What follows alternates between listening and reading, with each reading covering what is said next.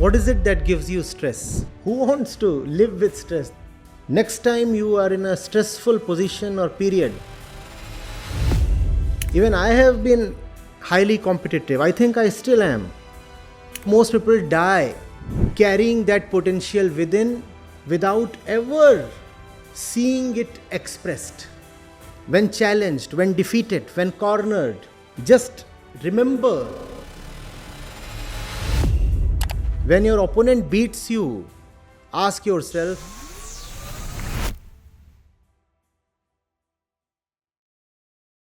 what is it that gives you stress? How many of you feel stressed, let's say, at least a couple of times in the week?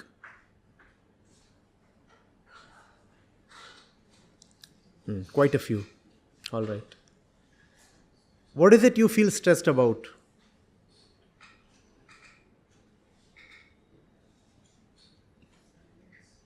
Just speak up. I'm hearing. Without the mic, just speak up. What is it you feel stressed about? Huh?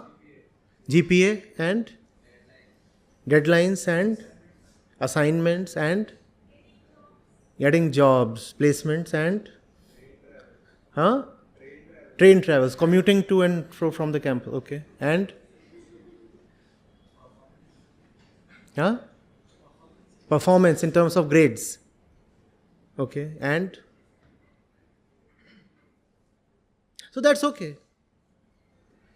इतना तो हमारा भी था. So not much has changed. Just the train part was not there. But everything else we too experienced. Right?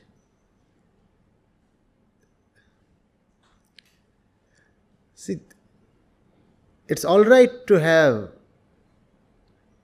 a particular level of stress. It keeps you disciplined. The problem is when stress becomes everything for you. When you lose sight of joy, of freedom, of attainment, and start feeling overwhelmed by stress. Stress is okay. You must learn to crack jokes when stressed. And those jokes will have a special flavor. There is tension in the mind. And I turn my own tension into a joke on myself.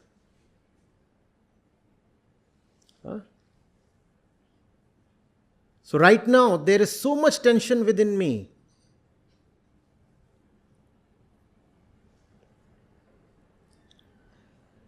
Some kind of sponty PJ. Close to the breaking point. Something on the Young's modulus. Stress and strain. Turn your own situation into a joke. It's okay. There is nobody who can live without stress, and it is not even desirable that one lives with zero stress. You should have, however, things in life that are bigger than your stress. You must know the right and relative place of everything. There is something you feel stressed about. The stress is all right. But then there are far more important things in life. Life and existence itself is more important than anything in life. So, before I came here, I was at IIT Bombay. From there, I went and checked into a hotel and then came here. And yes, time pressure was there, definitely. Right? And this was actually scheduled at 5 p.m. Originally, the time I was supposed to be here was 5, and then I was told no, a little later, 5:30, then 5:45, and things happened. So that stress was there. You're not the only one who feels stressed coming to your institute. Even I experienced that tension coming to your institute. There is something special here. It's just that you probably take the train and I was in another vehicle. And I was wondering, will I be here in time? Will the students be kept waiting for me? Bad thing. That's okay. How did I cope with the stress? My fellow passengers will tell you, I fell asleep. And then somebody woke me up. Sir, 2 more minutes, we are entering the campus. I said, okay. Who wants to live with stress? There are more useful things to do. There are better ways to utilize your time. Sleeping was a good way to utilize my time. Otherwise, what's the point in just staring at the bumper and the number plate of the vehicle in front of you? And that's what you do in Mumbai all the time. If the eyes are open, all they'll see is the bumpers, the number plates, and the chaos on the streets. Sleep. I'm not saying you must start sleeping when I deal in a lot of symbolism, so bear with me.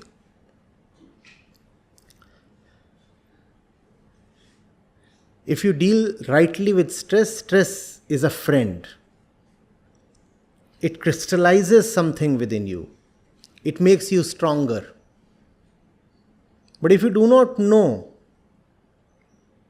the right place of stress in life, then stress becomes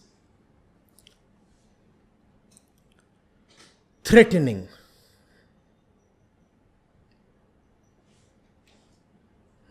It becomes anti-life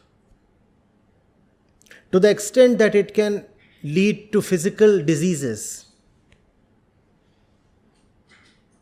And it reduces your ability to work, to concentrate, to think, to be meditative. All that will suffer. Next time you are in a stressful position or period,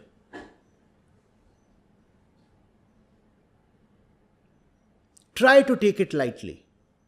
Try to turn it into a joke. Try to laugh at yourself.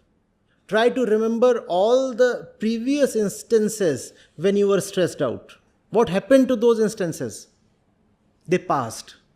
Right? So, as the Sufis say, this too shall pass. I was stressed out for exactly the same reason last Sunday. What happened to all that stress? What happened to that episode? It passed. So this period too should not be too big on me. This too shall pass. Right? Competitiveness too is the same thing, much the same thing. Even I have been highly competitive. I think I still am. When I'm playing with someone, I do keep an eye on the scoreboard. When I'm playing with someone and I'm lagging, trailing, being defeated, I want to win. Right? Competitiveness should be used to bring out the best in you. The problem is when competitiveness brings out the worst in you. If you find yourself lagging behind someone, ask yourself, is it the best that I can be? Or is there hidden potential that I am not choosing to reveal, to manifest, to dig out? And let me assure each one of you, You are more powerful, beautiful, and greater than you can ever imagine. But all that remains hidden within just as an unexpressed potential. You know what? Most people die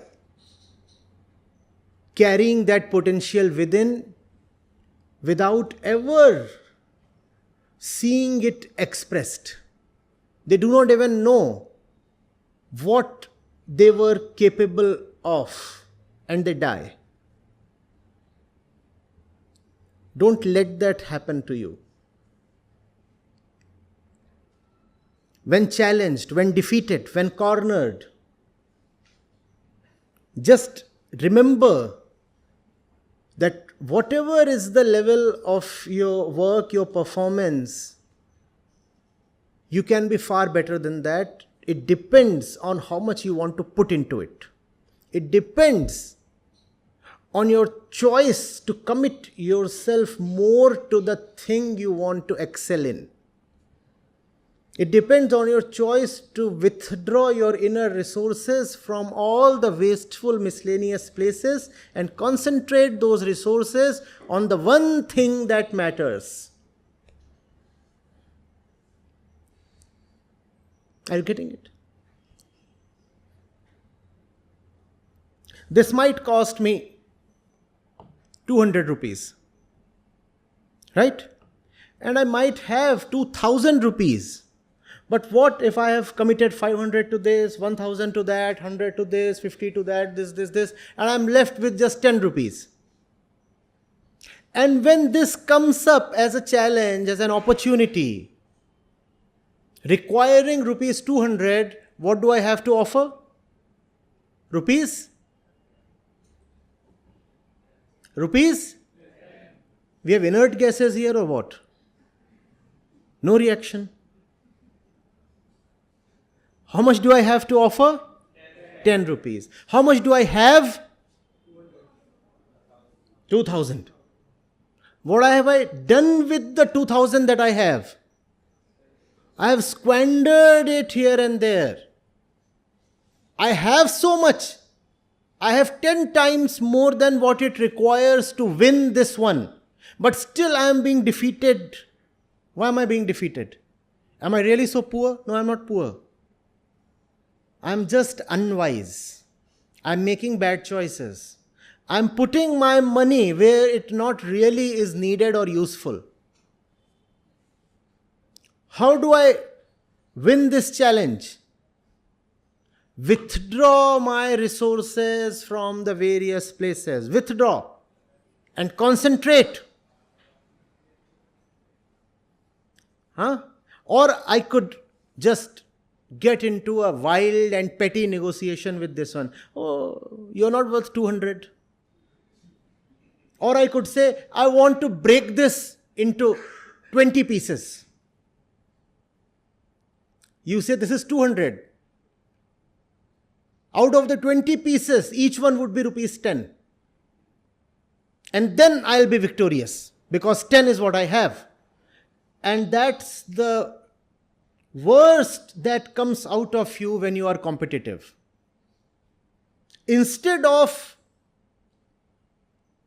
remembering your potential and concentrating your resources, you start destroying the challenger, the opponent, the competitor. That's what most people do usually. They don't want to remember that their worth is far greater than 10 rupees, that they can rise to 200 or 2000 from their current level of 10. They don't want to do that because that would involve making choices, that would involve withdrawing effort and attention from useless places. They don't do that. Instead, they pull the competitor down. They say, this one is competing with me. I'll destroy it into 10 pieces. Is that worth it? How has that helped you?